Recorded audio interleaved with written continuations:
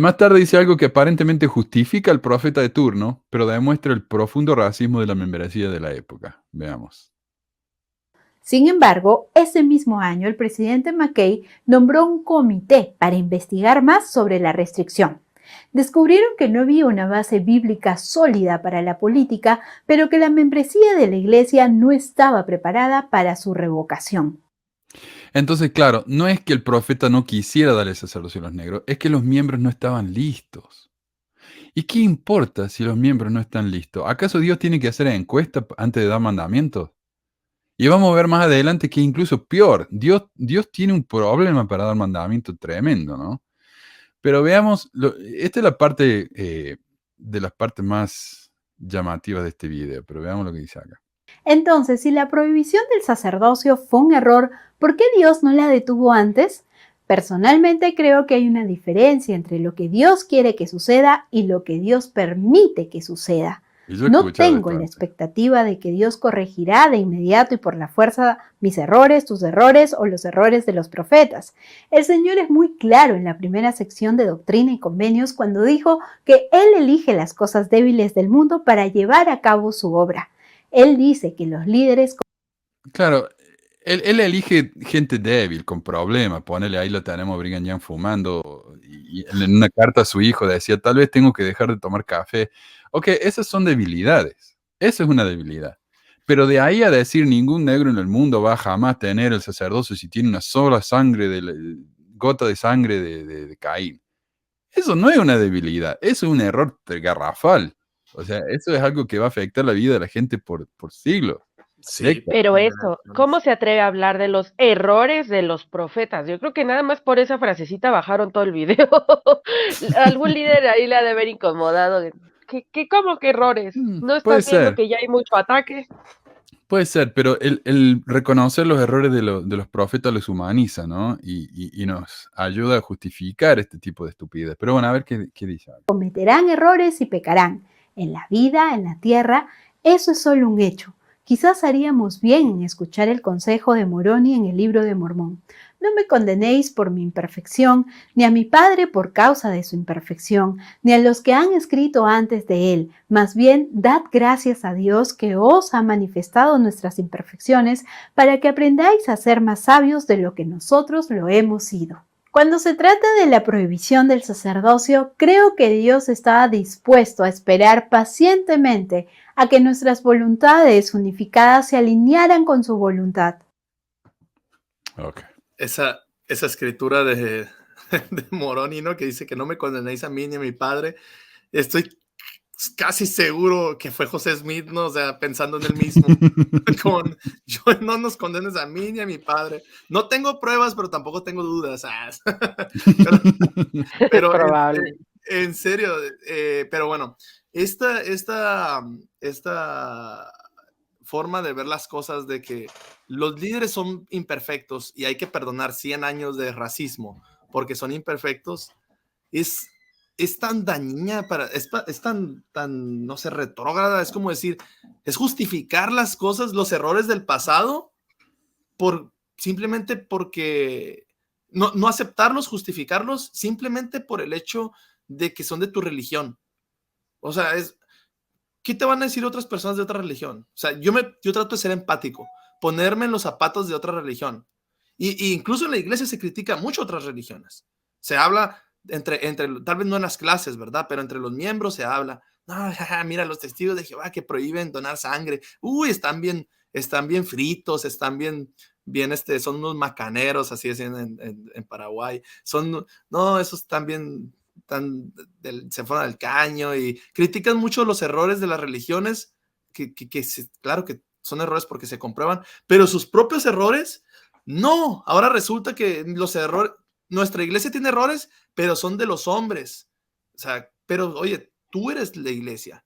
Esa es otra cosa con la que se quieren lavar las manos. La iglesia es No, perfecta, pero los hombres no. Pero ¿quién es la iglesia? Los miembros, es más, en la Biblia dice, los miembros somos el cuerpo de la iglesia. Entonces, los miembros son no, la iglesia y el profeta es la iglesia. Lo que enseñan ellos es lo que enseña la iglesia. Tu iglesia está podrida. y no solo eso, sino que pensar, a ver, ¿de qué está hablando? Está hablando del racismo, ¿no? y de que no se le dio el sacerdocio a los negros y lo que sea. Y entonces estás hablando de que tienes una parte de la población, no sé en qué porcentaje sea, pero una parte de la población de tus creyentes, ya no, bueno, del mundo, vamos a irnos, ¿no? Vamos a suponer que estos Ujú. se creen que son la iglesia verdadera del mundo. Entonces, el porcentaje de población en el mundo les estás negando, así, se les está negando por completo las bendiciones. O sea, si el propósito de que la iglesia exista se supone que es que las familias sean eternas, que el pinche plan se dé a conocer, que la gente sepa, o sea, todo esto, si eso se supone que es el propósito, pero con toda o sea, ahí es donde entra, y creo que la gran contradicción es, ¿con qué tranquilidad puedes decir, bueno, es que Dios es muy paciente y solo quería que nuestras voluntades se unificaran? Porque me imagino que el porcentaje de población mundial que conforma la población negra, en el fondo de su corazón no querría, o no tendría la voluntad de acceder a estas bendiciones que tanto proclaman tener y poseer solo ellos, y que son la única iglesia verdadera y la chingada.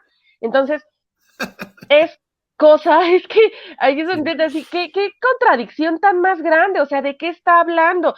¿Cuáles voluntades? La voluntad de las personas que no pertenecen.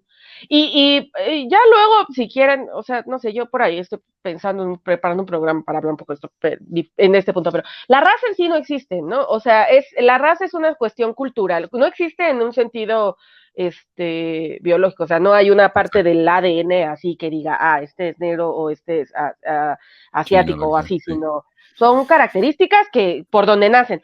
Pero entonces esta gente que ha sufrido todas estas vejaciones por haber nacido con estas características, Dios tranquilamente y pacientemente estaba esperando que todo el resto de la población que no nació en esta situación, en este sistema de mierda que se creó, y con esa situación tan fea, que no nacieron así, entonces todos los demás, hasta que los demás quisieran, Dios pacientemente, sí, ¿verdad?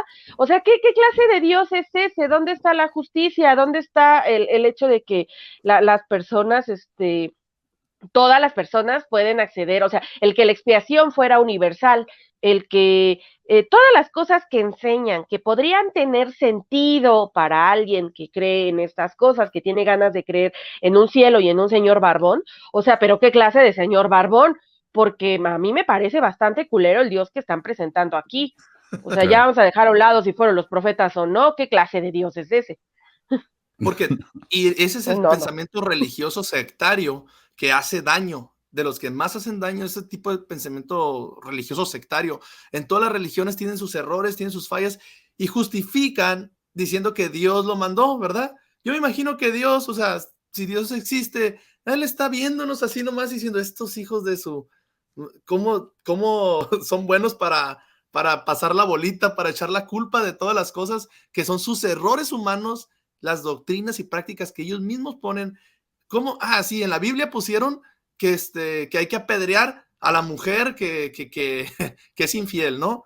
Y porque la Biblia lo dice, pues, y porque un hombre dijo que Dios le dijo eso, hay que apedrearla. Y al hombre que es infiel, no, ese nomás le cobramos una multa, pero a la mujer que no llega virgen al matrimonio, que se le comprueba que no es virgen, la apedreamos hasta la muerte. Y la justificamos la muerte con que Dios lo dijo. Y en un futuro, pues, ¿qué vamos a decir? Bueno, pues que eran otros tiempos, que en ese tiempo era permitido apedrear a una mujer y que ahora ya Sí. no podemos juzgar los tiempos del pasado con los tiempos modernos. O sea, ¿qué onda? Es el pensamiento religioso sectario que eso nos daña Y es mucho. cruel, ¿no? Porque es como una forma en el fondo de decir, es que no es que el acto en sí mismo esté mal. Pues como estudiante de historia, que ni siquiera creo que entra como dentro de las sociales, es algo que me está ahí medio raro en el limbo, pero te dicen, ¿no? Así como, no puedes, y es cierto, no solo, o sea, las ciencias sociales en general, no solo la historia, pero te dicen, no puedes juzgar los errores del pasado como los actuales.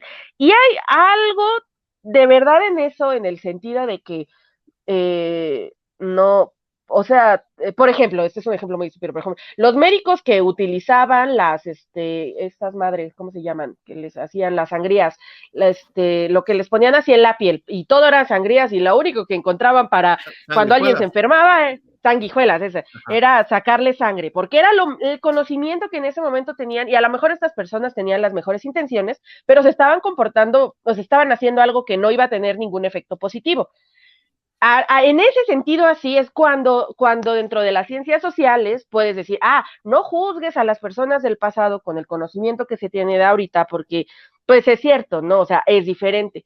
Pero en ciertas cosas, como en estas situaciones de mujeres, no sé, niñas que venden después de la primera menstruación para casarse con hombres adultos, o personas esclavizando otras, o personas azotando a otras, matándolas, intercambiándolas, violándolas, o sea, todos estos hechos que sí son reprobables en cualquier contexto que lo quieras poner, aún no, porque aquí implica un poco como Dios, castígalos, o sea, no los perdones, porque bien que sabían lo que estaban haciendo, o sea, ciertas leyes y ciertas cosas fueron hechas con toda la intención de oprimir a un grupo, ya, llámalo mujeres o llama a gente negra, ¿no? O sea, o africanos, o como quieran llamarlos, en donde te pares, en donde ha habido un grupo, o hay un grupo oprimido, o sea, sí ha habido una intención de sacar provecho materialmente de ese grupo, ¿no? No sé, te obligo a parir, o te obligo a que te prostituyas, o te obligo a que tú y tus 3, 4, 5 generaciones se queden aquí trabajando en este campo,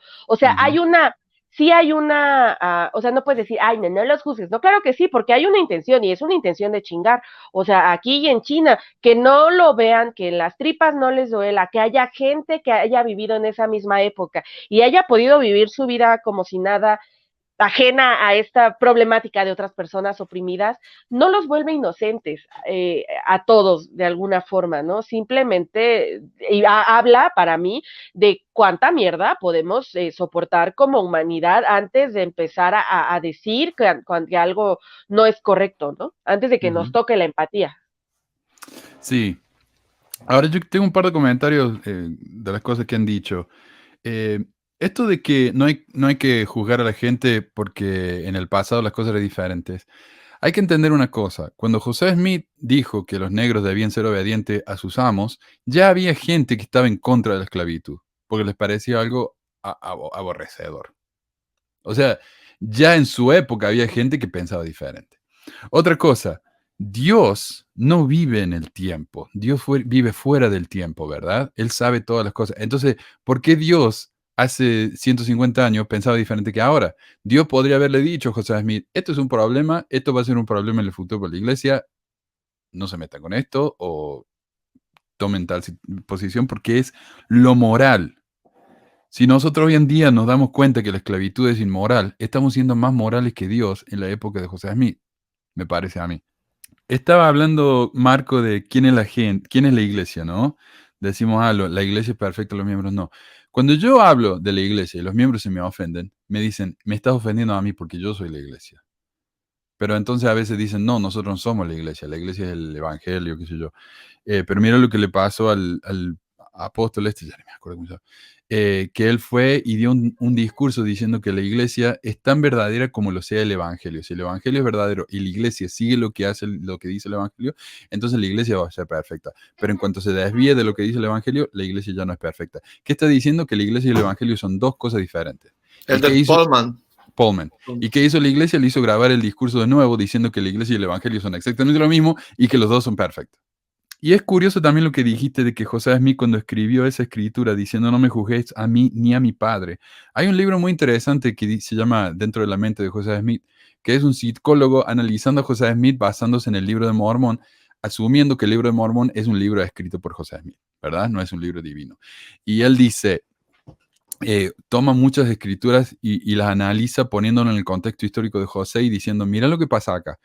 El papá de José Smith era un alcohólico, ¿verdad? Eso ya se sabe. Y por eso tal vez José Smith tuvo la revelación de la ley, el palabra de sabiduría, porque él no quería vivir lo que sufrió con su papá.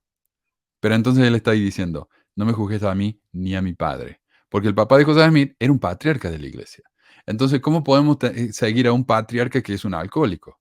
Y por ahí se delató José Smith cuando él dijo que él armó su familia en el libro de Mormón. Él obviamente es Nefi, y hasta nombró a uno de los hermanos Sam, y uno de los hermanos de José Smith se llama Samuel.